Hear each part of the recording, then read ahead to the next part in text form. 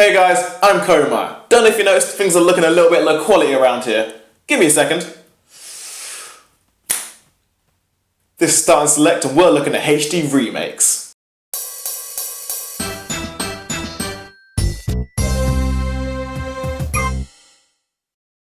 So the recent Nintendo Direct gave fans a lot of info on current and upcoming Nintendo games. We heard what happens if you get a Mewtwo out of bed too early. We were told about the 19,000 RPGs coming to 3DS.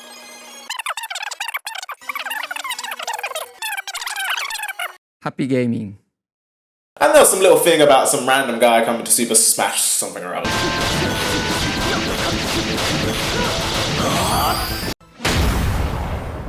But I want to talk about the Zelda news, and not about Linkle, because who can't wait to see that cosplay 100 times next Comic Con. No, The Legend of Zelda Twilight Princess is being re-released in HD for Wii U.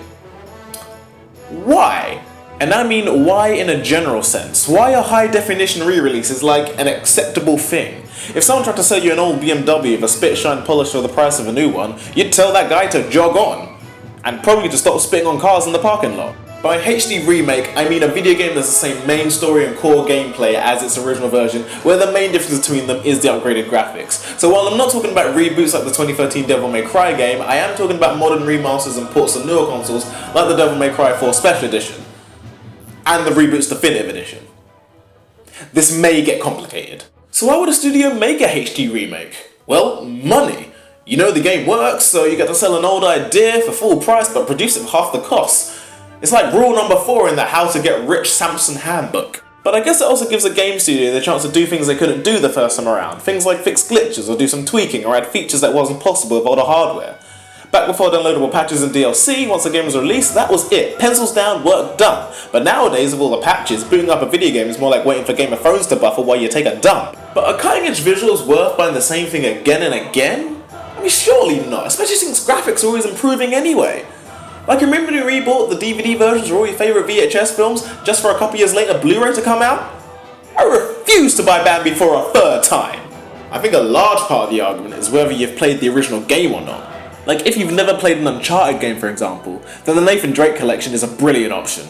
A sad thing about video games is that even some of the really great ones are only really easily attainable around their console's lifespan. So a HD remake is a good chance for younger and older players who missed out the first time to not only play some great titles, but finally stop lying in YouTube comment sections about their extensive gaming history. But if I have played the game before, hell nah, I'm buying it again, not for full cost anyway.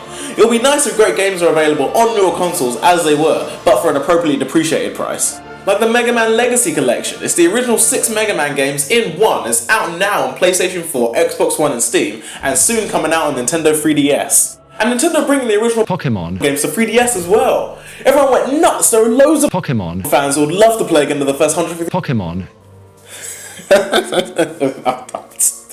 I'm sorry Ed, it's your first day. I shouldn't take the mic about how you say Pokemon. I'm sorry, thank you very much for what you did. But remember that's Pokemon, red version, Pokemon, blue version, Pokemon, yellow version coming to 3DS. Really, eShops and backwards compatibility should invalidate the HD remake. In the most welcome U-turn since ushering 2002, Xbox One is finally compatible with Xbox 360 games. So, unless you're that guy that's still shouting for a Jet Set Radio Future remaster, don't expect many remakes on that front. But, if you're playing on PS4, there's still a tidal wave of high-def remakes on Sony's super slanty shiny picture box. Thanks. So what makes those remakes worth buying then, huh? They're not for a reduced price, they're not trying to introduce games to a new audience? What gives them the right to release the exact same thing a couple years later like a Rob Williams Greatest Hits compilation CD? Well, additional content as it turns out. I have to say pretty much every modern HD remake I found included some bonus content not in the original. If it wasn't games like Tomb Raider or Saints Row 4 or Dishonored which included all its DLC, then it was mega collections like Borderlands the Handsome Collection or Halo the Master Chief Collection. Even King of Remake Square Enix, the company that managed to release 7 Kingdom Hearts games 17 times, managed to add value each and every time. So maybe Twilight Princess HD will be worth it. I mean, the visuals didn't stun me, but Wind Waker HD was beautiful, so I'm sure they'll come through. And they did say It is more than a prettier version of the same game. So let's wait and see. I mean, I started the research on this expecting to feel ripped off by the end of it, but I was pleasantly surprised at how much value game developers actually give us with HD remakes. Maybe it is a bit too easy to be cynical about the industry and always giving us low quality games for easy money.